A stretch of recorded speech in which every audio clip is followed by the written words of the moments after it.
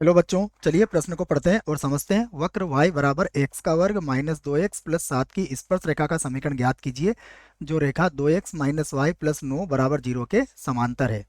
प्रश्न को हल करने से पहले हम मुख्य अवधारणा लिख लेते हैं।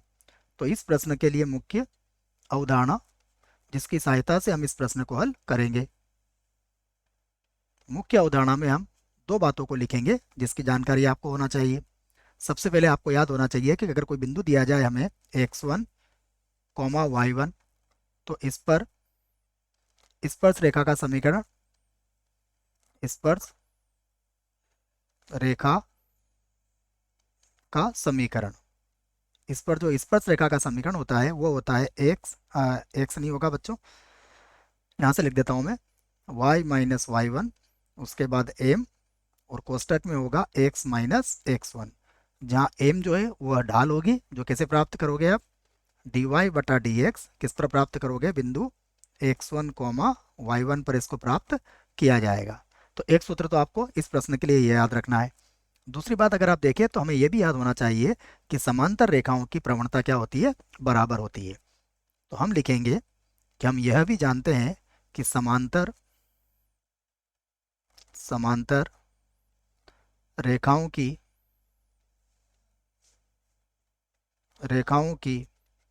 प्रवणता प्रवणता समान होती है, समान होती है। तो ये दो बातें हैं जिसके आधार पर इस प्रश्न को हल किया जा सकता है।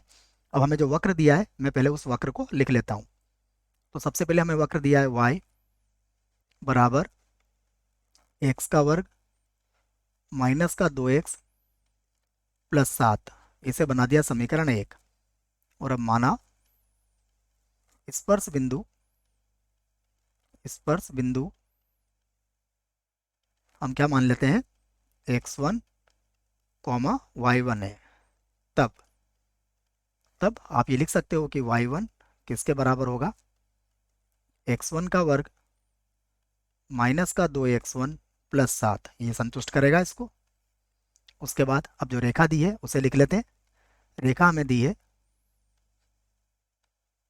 रेखा यह है 2x माइनस वाई प्लस का 9 बराबर 0। तो और इस रेखा की अगर प्रवणता लिखना चाहें तो रेखा की प्रवणता को मैं m से व्यक्त कर देता हूँ। और इसकी प्रवणता क्या होगी, देखिए प्रवणता के लिए हम क्या करते हैं, माइनस एक्स का गुणांक, सूत्र याद होना चाहिए, माइनस एक्स का गुणांक कितना है 2, और बटे में आता है y का गुणांक, y का गुणांक कितना है -1, तो प्रवणता कितनी हो गई इसकी, 2 हो गई। अब हमें m का मान पता लग चुका है। अब हम समीकरण नंबर 1 का अवकलन करेंगे और इसको प्रश्न को आगे बढ़ाएंगे। तो मैं लिख देता हूँ समीकरण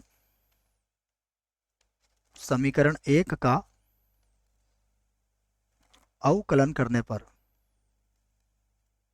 अवकलन करने पर और अवकलन करना हमें आना चाहिए। समीकरण नंबर 1 का हम यहाँ पर अवकलन करेंगे।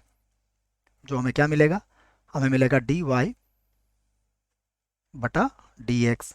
और क्या होगा देखिए, ये हो जाएगा 2x और यहाँ हो जाएगा -2, यहाँ मिलेगा 2x और माइनस का 2 और 7 का अवकलन तो 0 होगा। अब dy बाई डी एक्स कितना आया हमारा, हमें 2 आ चुका है। यहाँ हो गया 2x माइनस का 2, यदि आप 2 को उधर ले जाते हैं तो 4, तो x का मान कितना हो जाएगा। उसके पहले बच्चों में एक लाइन और लिख देता हूँ जिससे कि इसकी, देखो सबसे पहले हम इसको एक थोड़ा जमा लेते हैं क्योंकि ज़्यादा जल्दबाजी हो जाएगी। मैं इसको ऐसा लिख लेता हूँ, dy बटा डी एक्स, यहाँ पर x1 कॉमा y1 लिख लेता हूँ तो इससे सवाल ठीक लगेगा। ये हो जाएगा, देखिए ये 2x माइनस 2 है, तो हम यहाँ पर लिख देंगे 2x1 माइनस 2 के बराबर हो जाएगा यदि x1 y1 की बात करें तो।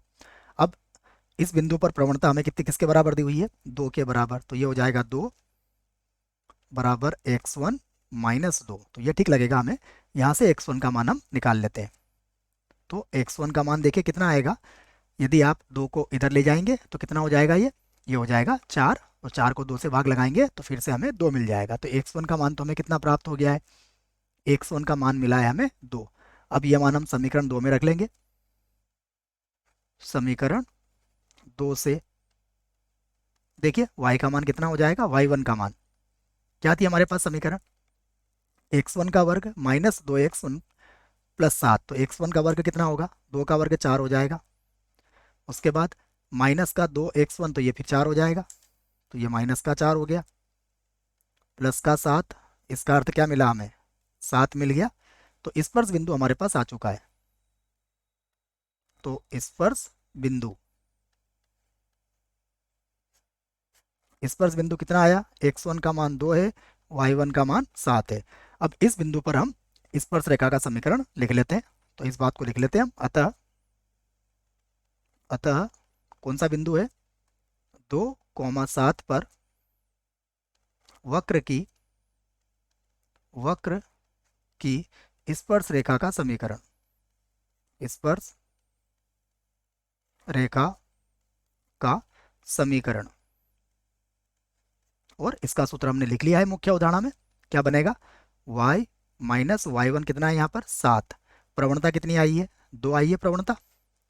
उसके बाद x माइनस x1 कितना है, 2 है, गुणा कर दीजिए इसको, तो ये हो जाएगा y माइनस का 7, ये हो गया 2x, और यहाँ पर हो जाएगा माइनस का 4। आप 7 को बराबर के इधर ले आइए, तो y बराबर ये हो गया 2x, और 7 को जब इधर ले जाएंगे तो प्लस का 7 हो जाएगा, 7 में से 4 गया, कितना बचेगा, 3। और यही हमारे प्रश्न का भी क्या होगा, उत्तर होगा। आशा करता हूँ आपको इस प्रश्न का उत्तर समझ में आया होगा। धन्यवाद।